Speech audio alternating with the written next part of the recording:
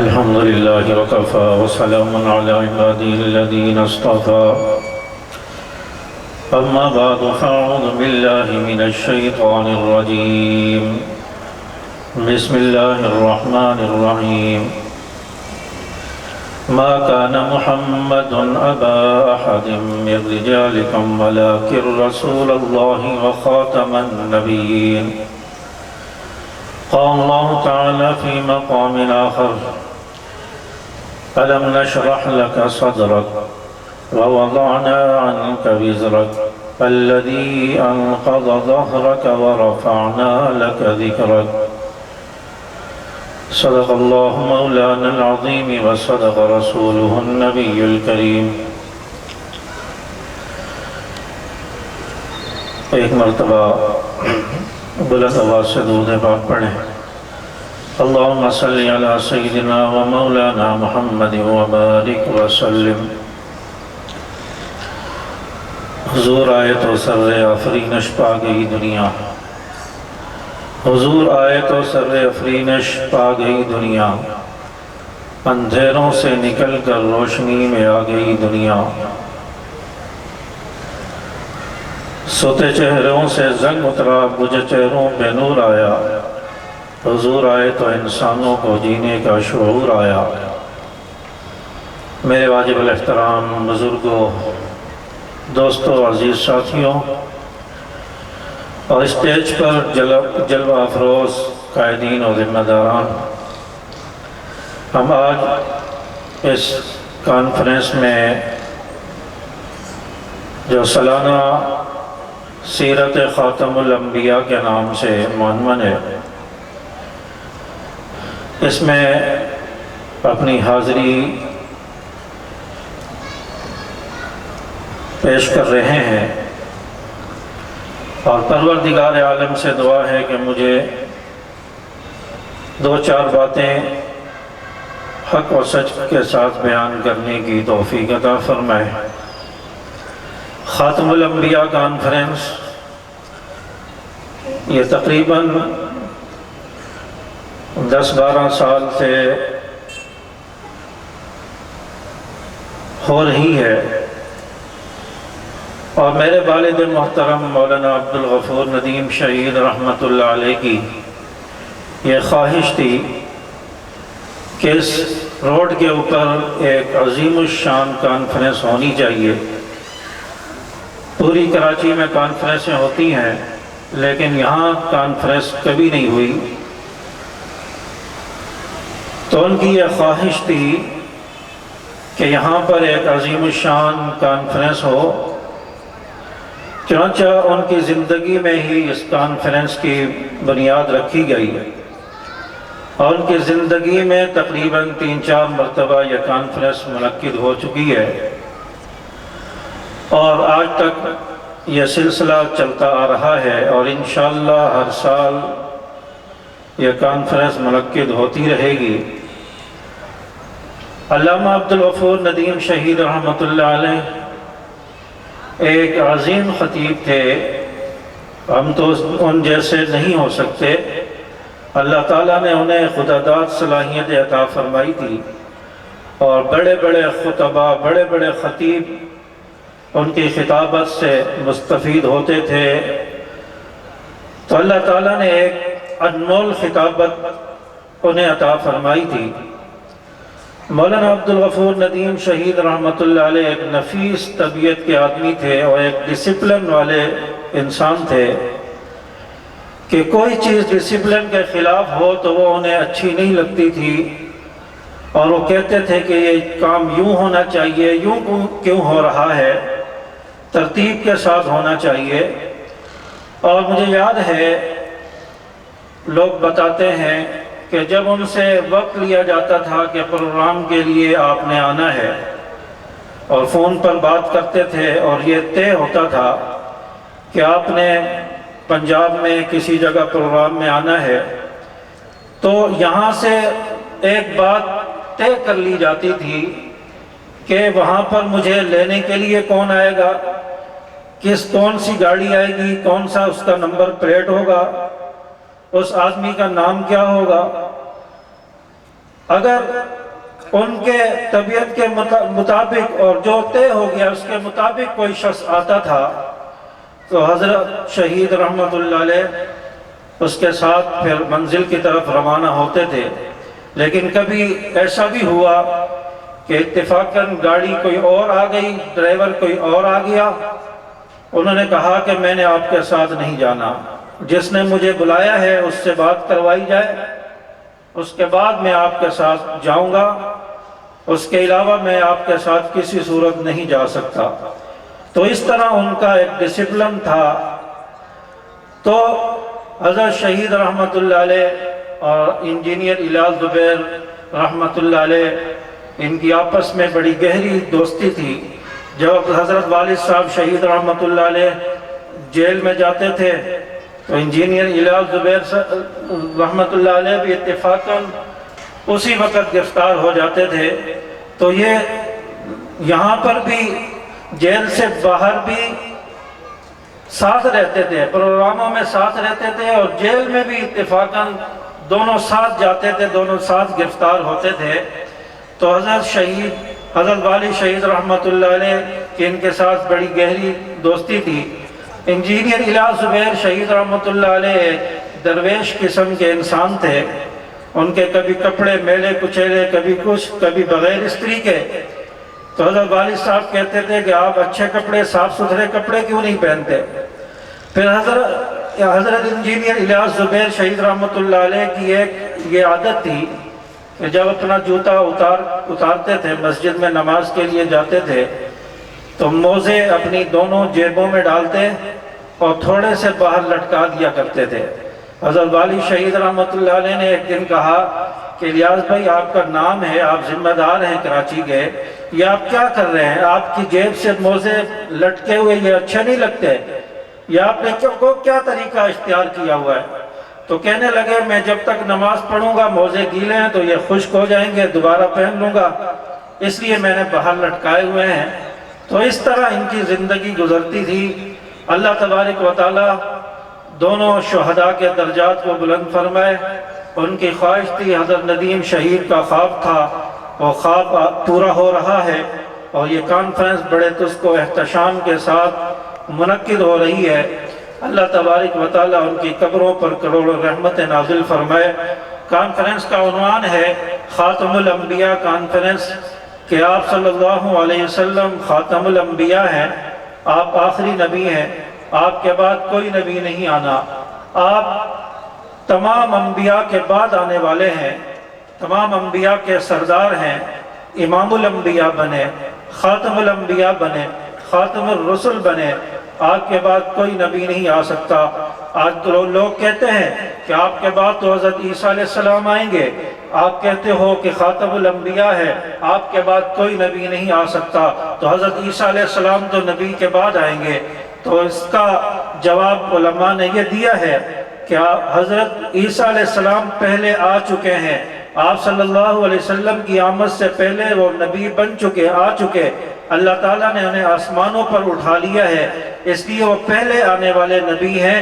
آپ صلی اللہ علیہ وسلم کے بعد وہ نئے نبی بن کر نہیں آئیں گے، اس لیے آپ صلی اللہ علیہ وسلم کو اللہ تعالیٰ نے خاتم الانبیاء بنایا۔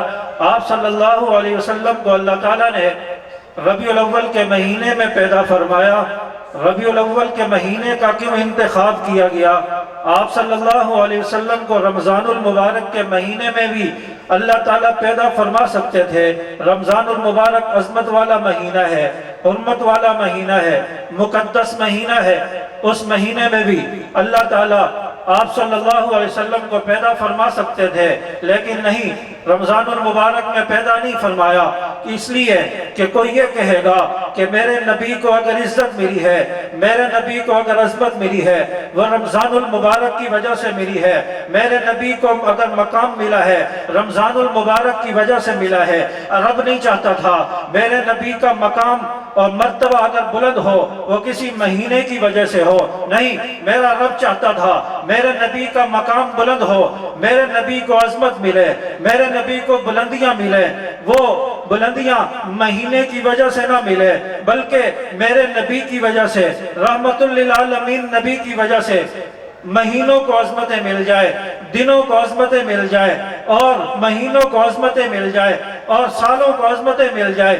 یہی وجہ ہے آپ صلی اللہ علیہ وسلم کو عظمت ملی ہے، اس وجہ سے اس مہینے کو بھی جس میں آپ صلی اللہ علیہ وسلم کو پیدا فرمایا، اس مہینے ربیع الاول کو بھی عظمت والا بنا دیا، کیونکہ اس میں آمنہ کے در یتیم، آمنہ کے لال حضرت محمد الرسول اللہ صلی اللہ علیہ وسلم کی ولادت ہوئی ہے، اور اللہ تعالیٰ نے ربیع الاول کو بھی مقدس بنا دیا، ربیع الاول کو بھی عظمتیں مل گئیں۔ آپ صلی اللہ علیہ وسلم عظمت والے نبی ہے، آپ نے جہاں قدم رکھا اس چیز کو عظمت مل گئی۔ آپ صلی اللہ علیہ وسلم نے آمنہ کی گود میں آپ صلی اللہ علیہ وسلم آئے ہیں، حضرت آمنہ کو عظمت مل گئی۔ آپ صلی اللہ علیہ وسلم جس مدینے میں آئے اس مدینے کو عظمت مل گئی، اللہ نے اس مدینے کی قسمیں قرآن میں کھائی ہے۔ آپ صلی اللہ علیہ وسلم جس مکہ میں آئے اس مکے کو بھی عظمتیں مل گئی۔ آپ صلی اللہ علیہ وسلم جس سواری پر سوار ہوئے اس سواری کو بھی عظمت مل گئی، اور آپ صلی اللہ علیہ وسلم جس دن پیدا ہوئے اس دن کو بھی اللہ تعالیٰ نے عظمت عطا فرما دی۔ آپ صلی اللہ علیہ وسلم جس مہینے میں پیدا ہوئے اس مہینے کو بھی عظمتیں مل گئی۔ آپ صلی اللہ علیہ وسلم جس جگہ پر بھی آئے، جہاں جہاں سے گزرے ان جگہوں کو عظمتیں ملتی چلی گئی، وہ چیزیں مقدس بنتی چلی گئی، عظمت والی بنتی چلی گئی۔ آپ صلی اللہ علیہ وسلم نے جس سواری پر قدم رکھا وہ سواری تمام سواریوں سے آگے بڑھ گئی۔ آپ صلی اللہ علیہ وسلم نے جس براق پر قدم رکھا وہ براق تمام براقوں سے آگے بڑھ گئی۔ آپ صلی اللہ علیہ وسلم نے جس صدیق اکبر کے کندھوں پر قدم رکھا وہ صدیق اکبر تمام صحابہ میں آگے بڑھ گیا۔ کیوں نہ بڑھتا کہ آپ صلی اللہ علیہ وسلم کے مقدس قدم اس صدیق اکبر کے کندھوں پر لگے۔ آپ صلی اللہ علیہ وسلم کا مقام اور مرتبہ بڑا اونچا ہے۔ حضرت مناظر حسن عسقلانی رحمت اللہ علیہ نے اپنی کتاب النبی الخاتم میں لکھا کہ دنیا میں جو بھی نبی آیا ہر نبی جانے کے لیے آیا۔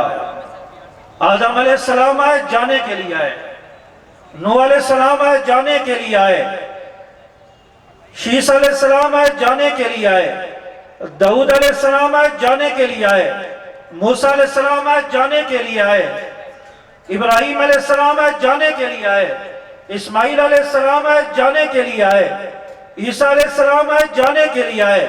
لیکن جب میرے نبی کی باری آئی، جب آمنہ کے در یتیم کی باری آئی تو فرماتے ہیں کہ میرے نبی آئے تو آتے چلے گئے، میرے نبی آئے تو چھا گئے، چھاتے چلے گئے، میرے نبی بڑھے تو بڑھتے چلے گئے۔ اور کیوں نہ بڑھتے؟ اللہ تعالیٰ نے قرآن پاک میں فرما دیا کہ وَرَفَعْنَا لَكَ ذِكْرَكَ، میں نبی کو اونچا کر دوں گا، نبی کے ذکر کو اونچا کر دوں گا، نبی کے مقام کو اونچا کر دوں گا، بلند کر دوں گا۔ نبی تو اور بھی دنیا میں بہت سارے آئے، 1,24,000 انبیاء دنیا میں آئے ہیں، اور آدم علیہ السلام سے لے کر عیسیٰ علیہ السلام تک ہزاروں انبیاء دنیا میں آئے ہیں، لیکن آپ صلی اللہ علیہ وسلم آخری نبی آئے ہیں۔ آپ صلی اللہ علیہ وسلم بھی دنیا میں آئے ہیں، لیکن رب العالمین نے اپنے نام کے ساتھ اگر کسی نبی کا نام لیا ہے، کسی نبی کا ذکر کیا ہے، وہ میرے اور آپ کے نبی جناب محمد الرسول اللہ صلی اللہ علیہ وسلم ہے۔ نبی جہاں پر نبی اللہ کا ذکر ہے وہاں پر نبی کا ذکر بھی ہے، جہاں کلمے میں جہاں خدا کا ذکر ہے وہاں مصطفیٰ کا ذکر ہے، نماز میں جہاں خدا کا ذکر ہے وہاں مصطفیٰ کا ذکر ہے، اذان میں جہاں خدا کا ذکر ہے وہاں مصطفیٰ کا ذکر ہے، جنازے میں جہاں خدا کا ذکر ہے وہاں مصطفیٰ کا ذکر ہے، نماز میں جہاں خدا کا ذکر ہے وہاں مصطفیٰ کا ذکر ہے۔ اسی طرح ہم کوئی بھی کام کرتے ہیں جہاں نبی اللہ کا نام آتا ہے وہاں نبی کا ذکر بھی آتا ہے، اور اسی طرح انسان دنیا سے چلا گیا، قبر میں جب سوال ہوگا، جہاں خدا کا ذکر ہوگا وہاں نبی کا ذکر ہوگا، جہاں من رب کا پوچھا جائے گا وہاں من نبیوں کا بھی پوچھا جائے گا، جہاں خدا کا ذکر ہے وہاں نبی کا ذکر ہے۔ اسی طرح انسان عالم برزخ میں ہے، وہاں پر جہاں خدا کا ذکر ہے وہاں مصطفیٰ کا ذکر ہے۔ انسان میدان محشر میں پہنچ جائے گا، وہاں پہ جہاں خدا کا ذکر ہوگا وہاں مصطفیٰ کا ذکر ہوگا۔ کیوں نہ ہو؟ میرے نبی کا ذکر کیوں نہ ہو؟ اس لیے کہ اللہ نے قرآن میں فرما دیا وَرَفَعْنَا لَكَ ذِكْرَكَ، میں نے اپنے نبی کے ذکر کو اونچا کر دیا، میں نے اپنے نبی کو بلند کر دیا۔ آپ صلی اللہ علیہ وسلم کی آمد اس مہینے میں ہے، اور اللہ تعالیٰ نے آپ صلی اللہ علیہ وسلم کو مقدس مطہر بنایا۔ آپ صلی اللہ علیہ وسلم کی سیرت پر ہزاروں کتابیں لکھی جا چکی ہیں۔ آپ صلی اللہ علیہ وسلم کے تذکرے ہزاروں کتابوں میں ہو چکے۔ آج کوئی مورخ کتاب لکھتا ہے، کسی فن میں کتاب لکھتا ہے اور کہتا ہے کہ میں نے کتاب لکھ کر اس فن کا حق ادا کر دیا۔ سائنسدان کتاب لکھتا ہے، کہتا ہے کہ میں نے سائنس میں کتاب لکھ کر اس کا حق ادا کر دیا۔ کوئی عالم کتاب لکھتا ہے، کہتا ہے کہ میں نے اس فن میں کتاب لکھ کر اس کا حق ادا کر دیا۔ لیکن میرے نبی پر، نبی کی سیرت پر ہزاروں کتابیں لکھی جا چکی ہے، آج تک کوئی یہ دعویٰ نہیں کر سکا کہ میں نے نبی کی سیرت لکھ کر نبی کی سیرت کا حق ادا کر دیا ہے۔ ایسا آج تک نہیں ہوا۔ نبی کی سیرت بڑی وسیع ہے، نبی کی شخصیت وہ عظیم شخصیت ہے، قیامت تک اس پر بات ہوتی رہے گی، قیامت تک نبی کا تذکرہ ہوتا رہے گا، نبی کی سیرت ختم نہیں ہوگی، نبی کا ذکر ختم نہیں ہوگا۔ کیوں نہیں ہوگا؟ اللہ نے قرآن میں فرمایا وَرَفَعْنَا لَكَ ذِكْرَكَ، میں نے نبی کے نام کو اونچا کر دیا۔ تو اس کانفرنس میں ہم نبی کریم صلی اللہ علیہ وسلم کی سیرت، ان کی عظمت سننے کے لیے جمع ہوئے ہیں۔ علماء کرام آئیں گے، آپ کے سامنے انشاءاللہ مدلل گفتگو فرمائیں گے، اور میں بھی آپ حضرات کی طرح علماء کرام، مہمان گرامی، ان کا خطاب سننے کے لیے بیٹھا ہوں، بس حاضری لگوانے کے لیے آپ کے سامنے آیا۔ اللہ تبارک و تعالی ہمیں جو کچھ کہا گیا، سنا گیا، اس پر عمل کرنے کی توفیق عطا فرمائے۔ وآخر دعوانا الحمدللہ رب العالمین۔